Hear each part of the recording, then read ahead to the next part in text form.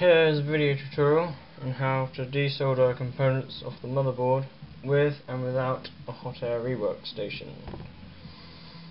So I'm going to take off the transistor for this with my hot air station. So I'm going to position it up. You'll note that I've got no nozzle since it's not really needed. What you might need is some tweezers. I preferred the spring clip ones.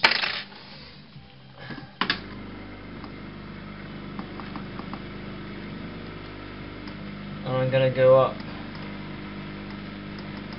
to about 390 on my machine.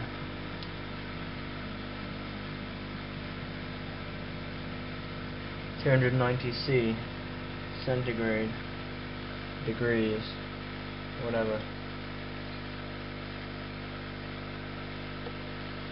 And I'm going to poke it till it's melted, which it has. I can slightly lift that and grab it, and there it is. So that's piss easy. And then you can do the same for smaller things. There's a little capacitor here. I'll show you again. So you just need to let it heat up.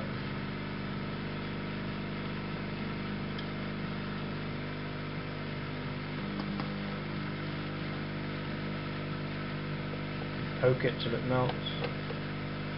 A bit lower, maybe.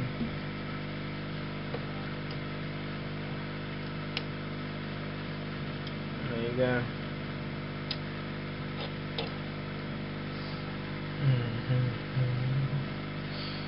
Now, also, what about the components on the side? Also note that